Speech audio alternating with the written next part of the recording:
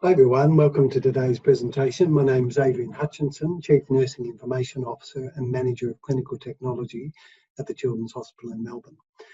Today I'm going to talk to you about our experience in deploying a mobile technology solution across the Royal Children's. I'd like to firstly acknowledge my colleagues at the RCA EMR optimisation team, some of who have presented previously at this event, where they describe some of the complexities of communication in both the hospital and hospital in the home settings. In fact, recent events such as COVID have really guaranteed that in and outside of hospital communication will certainly be a major part of any restructuring of the healthcare system into the future. So what did we want to achieve when we undertook this project? Well, really we wanted to modernise and simplify all of our existing communication tools, some of which are nearly 40 years old. And we wanted to try and bring all of our hospital communication onto a single device. We had multiple devices across the hospital as to how it was delivered. And we also wanted to try and put some structure into how we communicate to ensure that communication across the hospital is precise, secure, and always delivered to the right person at the right time. Some background, in 2016, RCH went live with the Epic EMR, and that brought us some brilliant mobile applications such as Rover and Haiku, where clinicians could easily go in and review, document, and even administer medications directly from a mobile device. However, at the time, we didn't have a huge number of mobile devices to support that application, and this project really highlighted the need to expand our mobile device fleet. Our existing communications were really quite complex, probably no different to many other hospitals around the nation. But certainly we were unable to really support to the full extent all of the mobile applications that clinicians had been brought to clinicians via the EMR and that clinicians were requesting to use. Secure Chat, which is a recent addition to the Epic Armory, is really a clinical secure messaging platform that is accessible by all clinicians, both in the desktop version, but it's now also available in the mobile device version. And we certainly wanted to maximise the use of that, given that it allows us to do secure messaging in clinical context of patients. Another downside of our old communication platforms is that clinicians were required to carry multiple devices such as pagers, voice badges, VoIP phones, and in some instances such as hospital in the home, they had to carry all of the above plus a laptop. So it was pretty apparent that if each on-duty clinical person didn't have a device, then we weren't really ever going to be able to achieve a unified communication environment in the children's. Non-clinical communication messages also are a very important part of a functioning health service, and it's a significant problem to try and get hospital codes and hospital notifications out to all staff, particularly if you're trying to achieve a silent hospital.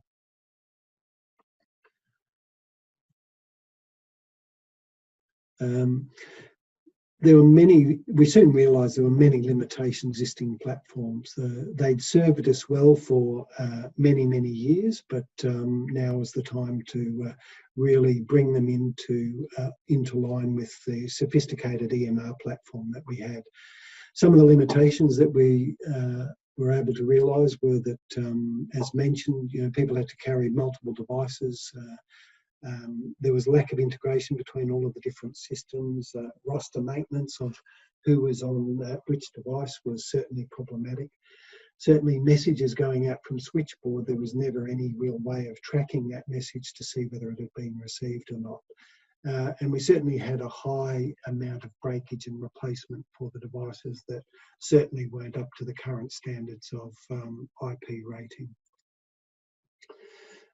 So we set about developing a unified communications vision, and in that we were all the time looking for clinical improvements. We wanted to have some staff efficiency, and we also wanted to enhance patient safety. There was an increasing requirement, as mentioned, for mobility for clinicians, and we needed to be able to accommodate that.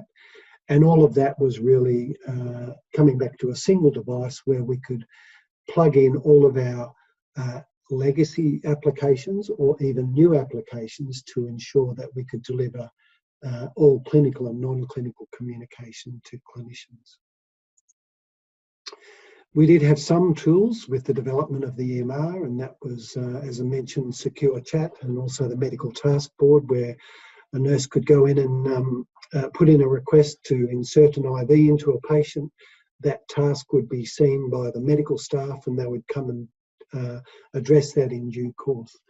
We had non-clinical communications as well, and that was set out by critical alerts, and we were able to integrate some of the older systems into the EMR so that we could push out bed requests and notifications via the EMR over the paging system. But again, that was cobbled together. It worked effectively and efficiently, but we wanted to modernise the system. Certainly duress is problematic in, less so in children's hospitals, but it still can be an issue. And we wanted to be able to provide each staff member with a platform that if they're in duress, that they would be able to call for help if required. And certainly from support services staff requiring to have lists and be notified of tasks that needed to be done, they also needed to be taken into consideration. So there are many applications and platforms that we needed to try and integrate into a unified communication platform. And after analysing this, it became pretty clear that the modern smartphone was probably the logical way to go to be able to achieve a unified communication platform. So in May of 2018, we partnered with a company called Wavelink that after reviewing multiple devices for all of the criteria that we were looking for in a device, we engaged Wavelink because their device appeared to have all of the required specifications that we needed. And we looked at pretty well every single device on the market, and this one came out as the one most likely to be able to do the job that we needed it to do. So in 2018, we set about a trial in our Koala ward, which is a cardiac step-down unit. It's high acuity.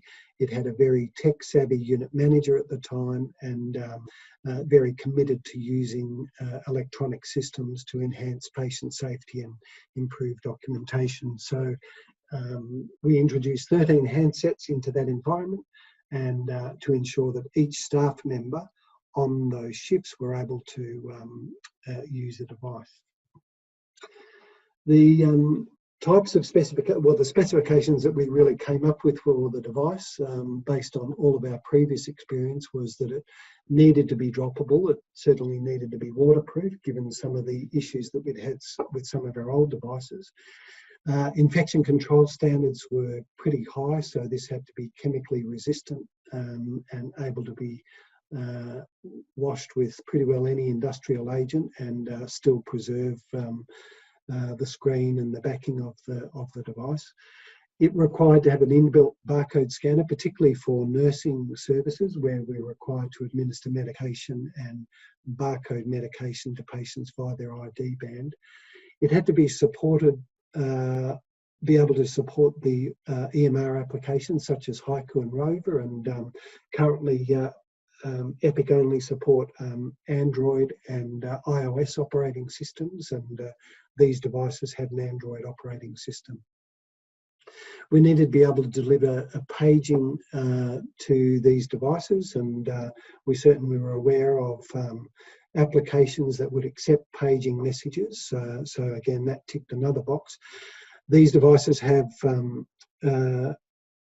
duress functionality as well. So there's a programmable button, and when we get around to it and we've rolled all of the devices out, we'll start looking at a duress application that can notify our Code Grey team of any internal or external duress. And there's a number of apps out on the market that we'll probably look to explore. VoIP communication across the hospital is extremely important, and all of these devices could be enrolled with an extension number on our Cisco platform within the hospital. And as an added redundancy, we wanted to try and make sure that we had some sort of network redundancy and all devices were capable of supporting mobile phone connectivity. So these devices were rolled out and we put them on an MDM, which allowed us to manage them remotely. We created a profile for those devices and applied an internal extension number to enable each staff member to be able to communicate with one another. We had push to talk functionality for a period of time, and really these devices only took a couple of hours of training for people to become expert in using them. The devices were a terrific success and really informed much of the information that we would require for a hospital rollout. They appeared to meet all of the criteria that we needed. So we pretty quickly got on to trying to generate this as a project called the Unified Communication Project. This was not an insignificant project across the hospital where we're trying to convert everyone onto a single platform and consolidate all of the existing devices into one device that can receive many applications. We asked for the generous assistance from our RCH Foundation in order to support this as embedding a new technology and a new platform into the hospital that would see us for many, many years to come.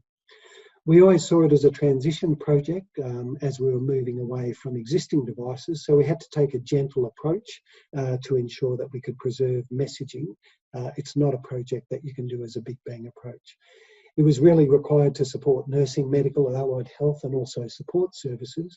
And as mentioned previously, we manage all of the devices centrally through an MDM solution called SOTI. So we were going essentially from greater than 3,500 devices across the hospital, and after our analysis we believed that we could, about 850 devices would support messaging to people on the floor at any given time, and this includes medical, nursing, allied health and some support staff.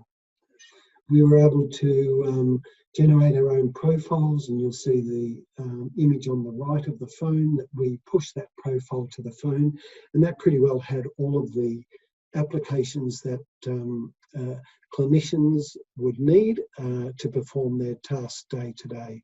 And we've been able to successfully push out messaging, enroll the VoIP phone through BizPhone, and staff, both medical and nursing staff, can now use the Epic application for Rover and Haiku to document via the EMR.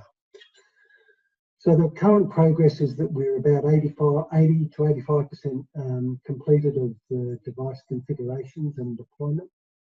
Got a little bit of a hold up looking to solve some paging diversion issues, but we should be able to come up with a solution for that pretty quickly. As mentioned, we pushed out various profiles to different craft groups. Again, a slow approach is probably a better approach, and COVID has been beneficial in that respect, in that it's made us slow down and support individual departments to be able to get them to use the different applications on the device whilst preserving existing messaging. As mentioned, we're currently diverting paging through to the messaging app and ensuring that people get the messages that are generated from the legacy systems. So a slow approach allows us to solve problems as they arrive. We have had some challenges. COVID was problematic in that when first deploying, we couldn't have many staff to assist in deploying the devices. The complexity of messaging was a bit of a spaghetti across the hospital that I'm sure many other hospitals will need to untangle if they take this project on. And we had to have a gentle approach to staff transitioning to a new way of communications. We can all become very accustomed to a way in which we do things, but the long-term viability of those solutions was really never going to serve us well into the future. So we viewed it as a significant change management issue, given that the technology is relatively ubiquitous and well known and well used around, even in a personal device sense. So where to from here? So we hope to complete the rollout in early 2021, and then we look to evaluate. We hope to find out any bugs that we have. We hope to have everyone embedded into using a different platform for clinical and non-clinical communication, and then we'll evaluate, and then we'll publish the results from that evaluation. So just in summary, the EMR certainly has been a catalyst that really provoked us to review any of the tools that we work with and wonder how we can work smarter and better. And clinical communications is really one of those projects that has been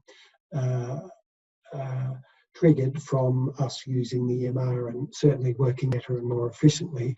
And you know, to be reassured that transition to a single platform, although it's complex, it certainly can be done. And it can be done with a contemporary platform and certainly contemporary devices. So thanks for listening, and I'm happy to take any questions at the end. Thank you.